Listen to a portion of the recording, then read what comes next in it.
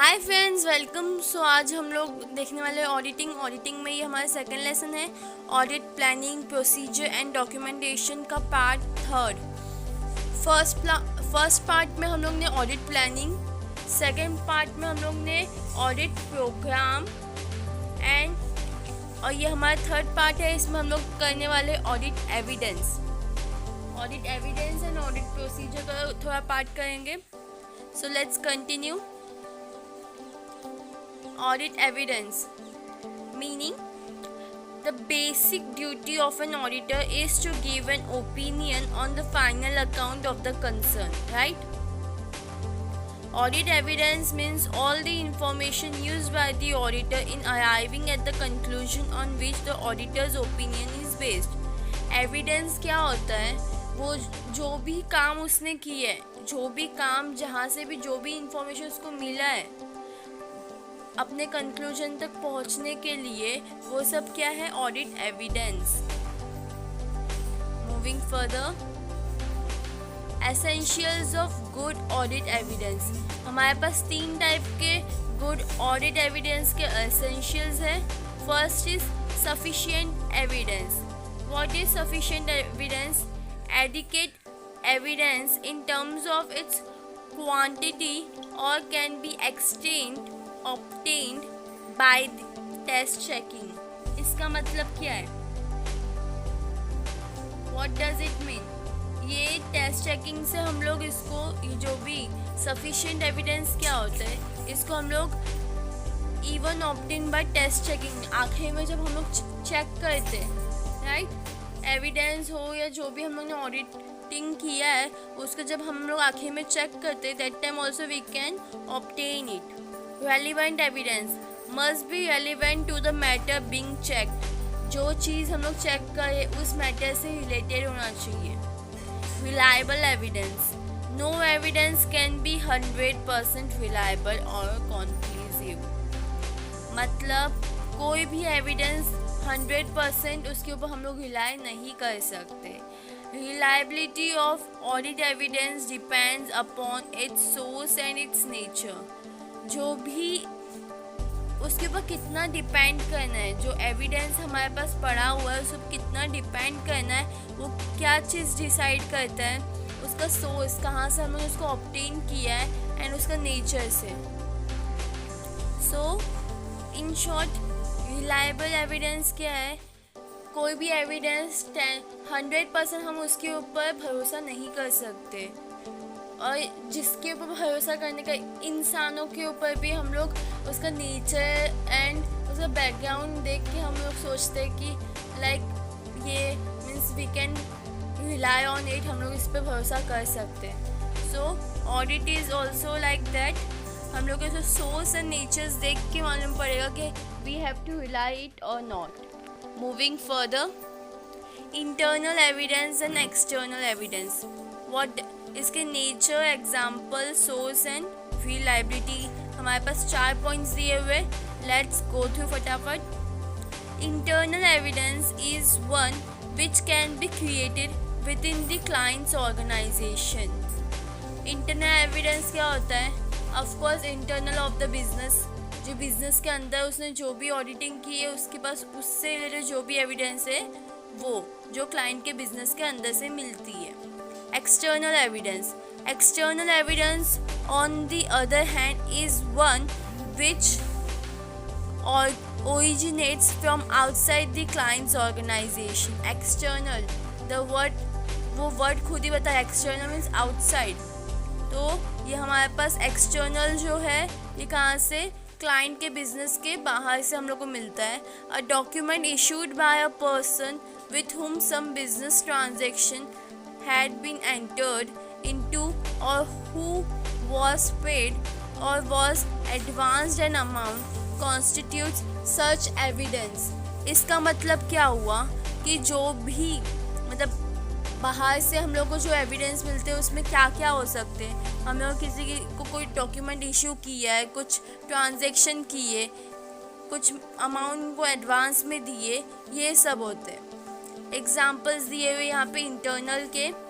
Examples are sale invoice, employees, time report, inventory report, wage sheet, counterfolio of receipt, purchase requisitions, minute books, etc. And external evidence क्या दिया हुआ हम लोग को? Example are pay receipt, purchase invoice, lease agreement, bank statement, cancelled cheque. ये सब हम लोग को कहाँ से, हम लोग अंदर से नहीं बाहर से इसको गो थ्रू करना पड़ेगा। Insurance policy, mortgage, debts etcetera.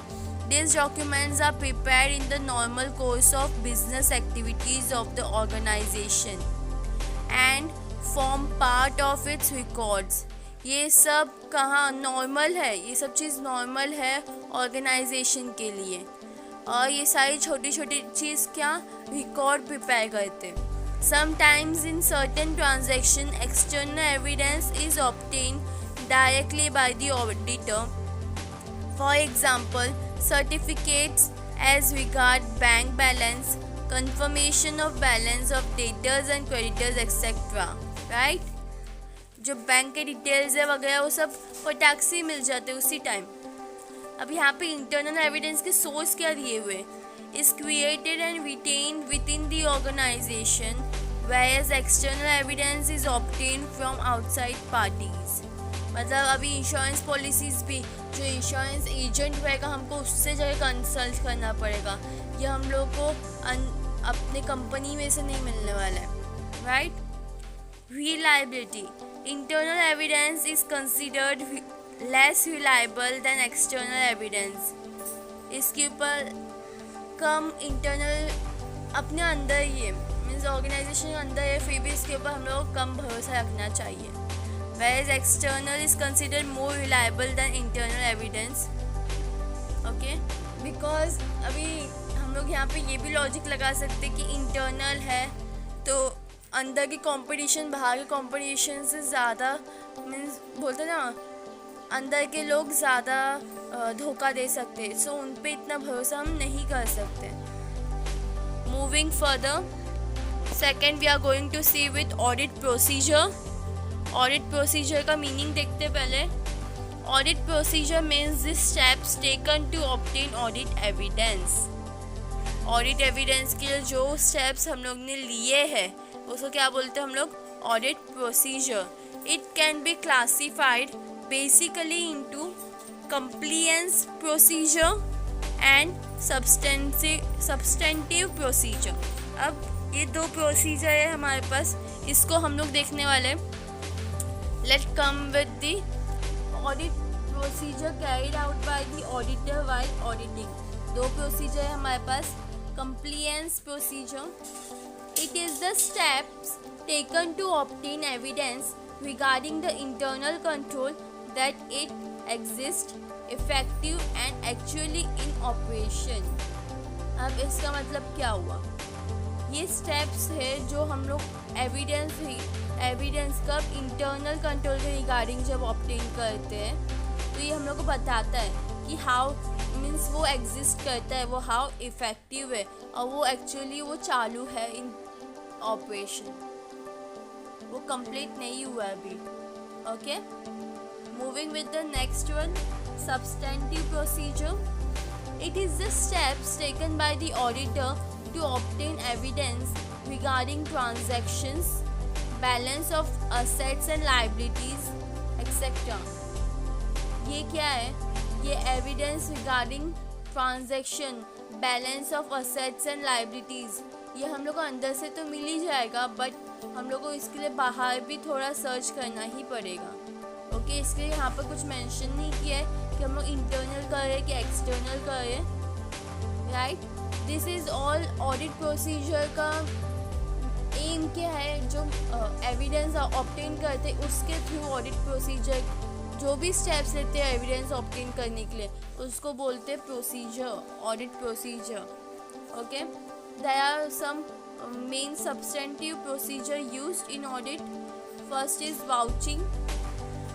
Vouching is the audit procedure used in order to obtain evidence regarding the transaction. अभी वाउचर्स आते हैं, जब कोई भी हम लोग ऑर्डर देते तो वहाँ पर हम लोग को वाउचिंग पेपर्स आते हैं जिसपे उस पर क्या क्या रहता है, फॉलोइंग स्टेप्स रहते हैं, क्या क्या रहता है, the transaction actually occur, all transactions that occur have been recorded, transactions are recorded for the right amount, and transactions are accounted and disclosed properly, right? Moving to next, posting checking. What is posting checking? It is a procedure to check the entire from journals and registers are properly posted in the ledgers.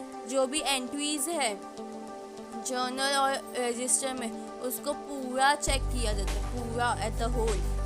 Auditor has to check whether the right amount is posted in the right account on the right side of account.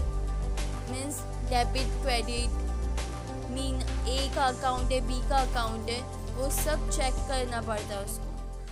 Casting checking. Casting checking is the procedure to take the totals of the books, ledgers, etc. Auditors also checks whether the totals are carried forward correctly.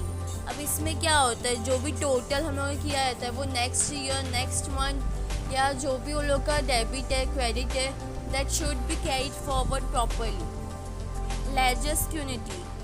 It is the procedure to check and review the accounts of parties, assets and liabilities, incomes, etc. Right? ये क्या है, हम लोग इसमें क्या करते हैं actually, we just review, check.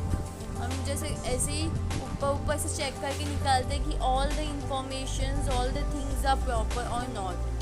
Verification. It is the audit procedure to check the balance of various accounts as at the end of the year. At the year end में हम लोग balances check करते, उसको verification बोलते. This is also audit procedure. Grouping and disclosure. This procedure involves checking the ledger balances with the trial balance. Items are properly disclosed in the final accounts, etc. यहाँ पे वो लोग क्या देखते हैं कि सारी चीज़ डिस्क्लोज की गई है कि नहीं, सारी चीज़ इन्वॉल्व है कि नहीं उसमें, और आखिर में फाइनल अकाउंट्स को देखते हैं कि उसमें जो भी एंट्रीज है, जो भी चीज़ है उसमें उसको डिस्क्लोज किया गया है या नहीं, या कोई फ्रॉड है. ओके, सो यहाँ पे आज हम लोग यहीं तक था हम लोग का वीडियो. तो आज हम लोगों ने क्या पढ़ा, audit evidence and audit procedure. एक बार जस्ट गो थ्रू करते फटाफट. ऑडिट एविडेंस क्या है, ऑडिट एविडेंस द स्टेप्स, जो भी चीज़ हम लोग को मिला रहता है और जो भी चीज़ ऑडिट करते समय जो भी चीज़ मिलता है उसको हम लोग क्या बोलते हैं, audit evidence.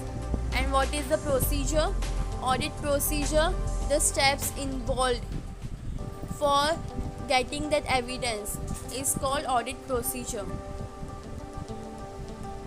Thanks for watching.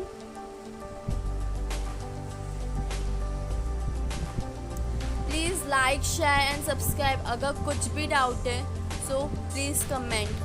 So I will get to know कि आपको मैं कहाँ लैग कर रही हूँ, कि मेरा कोई पॉइंट वीक है, कि आपको मैं वो चीज़ नहीं समझा पा रही, एंड मुझे भी मोटिवेशन मिलेगा.